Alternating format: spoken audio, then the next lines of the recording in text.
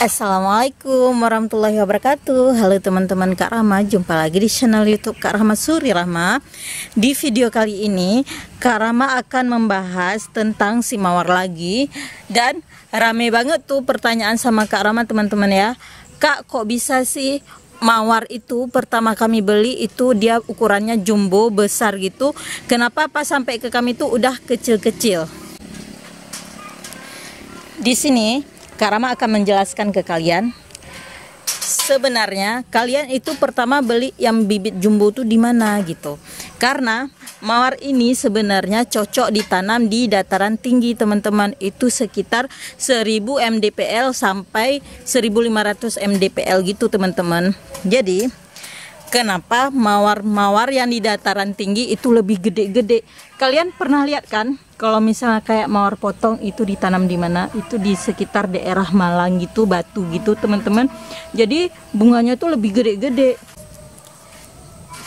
Nah, kalau misalnya daerah penghasil bunga potong itu pasti bunga mawarnya tuh ditanam di daerah dataran tinggi teman-teman.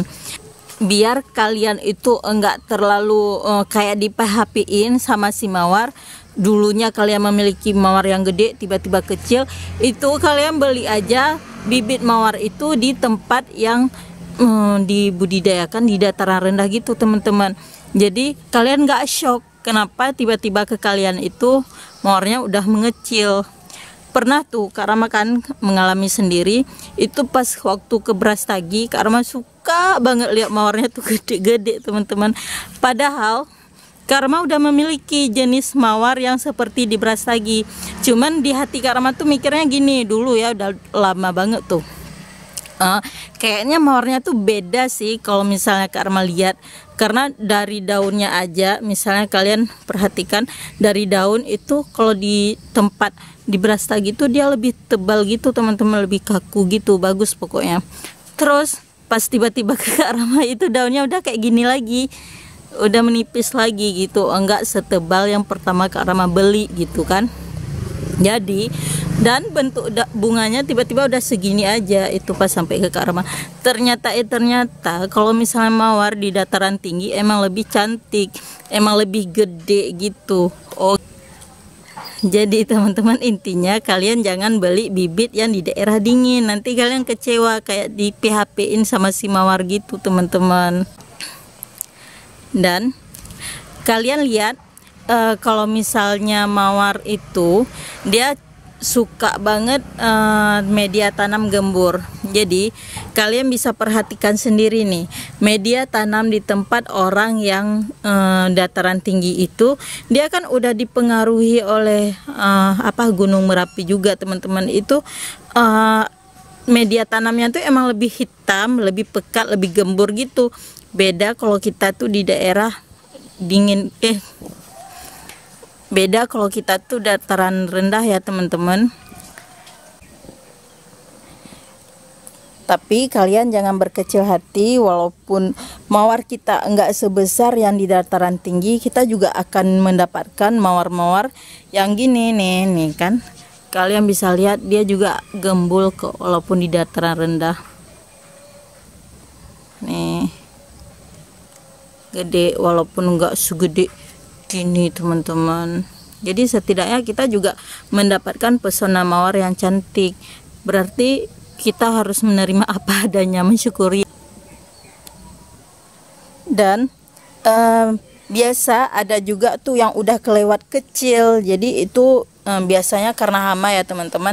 Kalian hanya perlu untuk pengendalian hama. Kalian juga harus rutin untuk pengendalian hama ya teman-teman. Itu bisa kalian menyemprotkan mawar-mawar kalian ini dengan pestisida, karena itu juga mempengaruhi mawar kalian tuh lebih kecil, kerdil gitu. Kalian pernah lihat kan, biasa mawar tuh sesegede inilah normalnya mawar yang di dataran rendah, tapi tiba-tiba tuh mengkerut, mengecil, keriting daunnya dan kuncupnya tuh nggak bagus. Itu coba kalian perhatikan, malam-malam tuh kayaknya dia diserang sama kayak sejenis kayak laba-laba gitu, tungau namanya teman-teman, ataupun kutu-kutu daun, kutu tanaman.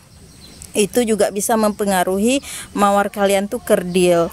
Jadi yang harus kalian lakukan adalah Kalau udah terserang itu potong habis. Jadi bunga kalian tuh dipangkas aja, pemangkasan ya teman-teman.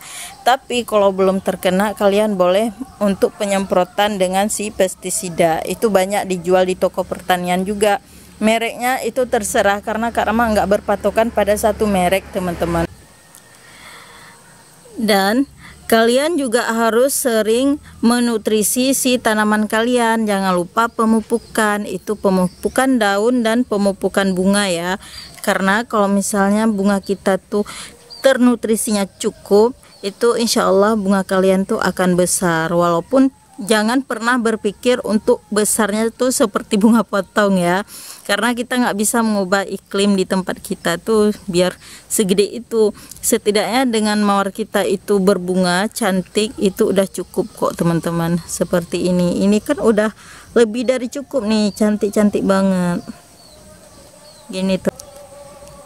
Jangan lupa kalian perhatikan itu media tanam ya, jangan pula kalian itu pakai media tanam yang udah jenuh, nggak boleh sama sekali teman-teman gitu. Dan pemupukan itu kalian juga bisa menaruh kotoran-kotoran hewan ya, itu bagus banget. Kalau pupuk kimia juga nggak masalah sih kalau Kak Rama sendiri. Kalau nggak kotoran hewan itu biasa Kak Rama juga pakai NPK gitu teman-teman. Kalau misalnya kalian minat sama bibit-bibit mawar Kak Rama ini, kalian boleh follow IG Kak Rama ya, Dunia Bunga Abdia. Nanti kalian bisa chat adminnya. Baiklah teman-teman, itulah pembahasan tentang si mawar. Kenapa mawar kalian itu dulunya gede dan tiba-tiba itu kecil. Itulah penjelasan dari Kak Rama teman-teman. Semoga bermanfaat dan semoga kalian puas dengan penjelasan Kak Rama. Assalamualaikum warahmatullahi wabarakatuh. Bye bye.